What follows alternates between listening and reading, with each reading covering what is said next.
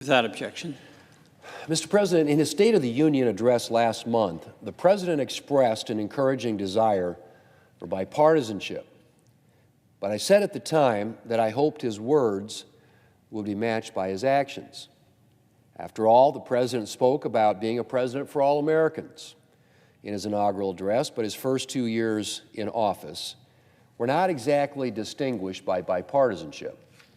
So while I was encouraged by the President's words in his State of the Union address, as I said, I'm looking for them to be matched by his actions.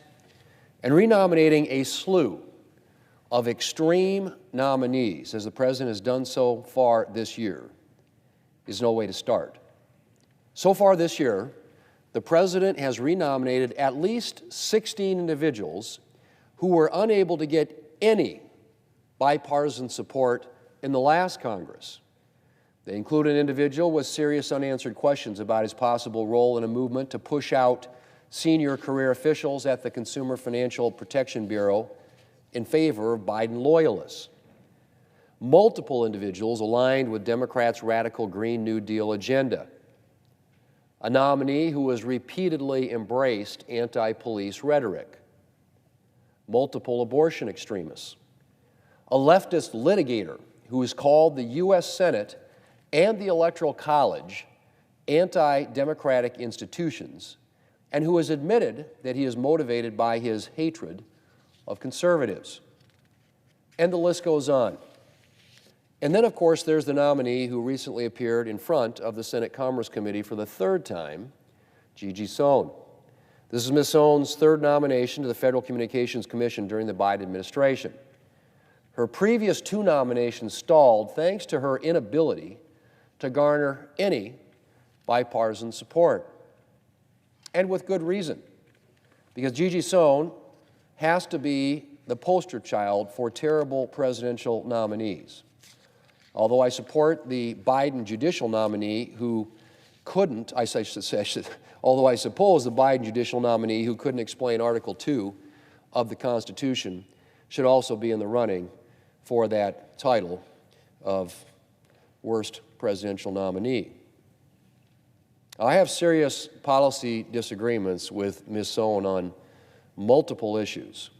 She not only wants to bring back the heavy-handed internet regulation of the Obama administration, she wants to go further and have the FCC regulate broadband rates and set data caps.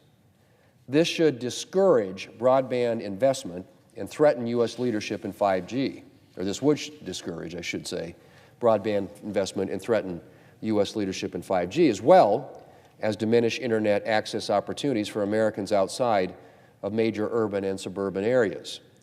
As a resident of a rural state, I also have serious concerns about Ms. Sohn's position on rural broadband. She's been publicly hostile to the efforts of rural broadband companies to expand reliable internet access to rural areas, while at the same time she supported the use of scarce government dollars to overbuild networks in already well-served areas. Her hostility to rural broadband led one former Democrat senator to ask how Democrats can support rural broadband expansion and also support Gigi Sohn. But, Mr. President, my concerns with Ms. Sohn don't end there. I not only have serious policy disagreements with Ms. Sohn, I have serious questions about her character and fitness for the office for which she is nominated. The Federal Communications Commission has jurisdiction over radio, TV, and the internet, which means that it deals with a number of sensitive issues, notably free speech issues. And for that reason, it calls for commissioners who are thoughtful, fair, and impartial. Ms. Sohn is none of these. She is a virulent and unapologetic partisan, known for speaking disparagingly of conservative media outlets, the same outlets I would add that she would be regulating, and of politicians who disagree with her.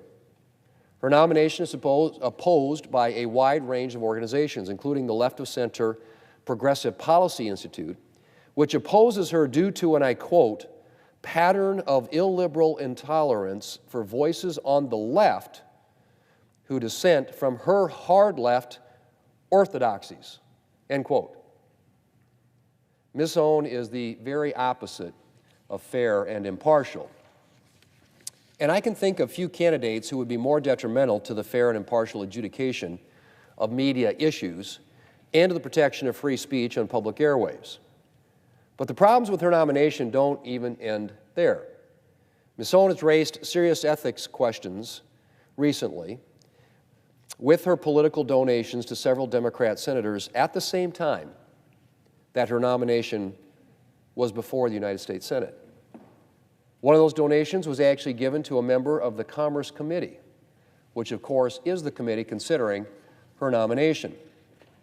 Mr. President, Ms. Sohn may not have intended to influence senators considering her nomination, but at the very least, her decision to donate to these senators while her nomination is before Congress gives the appearance of impropriety and raises serious questions about her judgment. But her ethical issues don't end there. She was less than forthcoming with the Commerce Committee about her time on the board of a company that was found to be operating in violation of copyright laws. And questions remain about how she got the substantial settlement against her company drastically reduced. Ms. Sohn has volunteered to recuse herself, if she's confirmed, on a variety of issues related to broadcasting and copyright violations because of her involvement with this company and the settlement. But I'm hard-pressed to understand why we would choose a commissioner who would have to recuse herself from participating in substantial parts of the FCC's work. Mr. President, unfortunately, there's a lot more I could say about the problems with Ms. Sohn's nomination, but I'll stop here. Suffice it to say that I cannot think of a less appropriate candidate for this position. Instead of continuing to attempt to place a virulent partisan like Ms. Sohn at the FCC, the President should nominate a qualified candidate who will do his or her job in a fair and impartial manner. And as I said at the beginning, if the President truly wants to usher in an era of bipartisanship in this period of divided government, he could start by rethinking some of the highly partisan renominations he's made in this Congress and consider nominating individuals who are able to gain at least some bipartisan support. Mr. President, I yield the floor. And I suggest the absence of a quorum. The clerk will call the roll. Ms. Baldwin.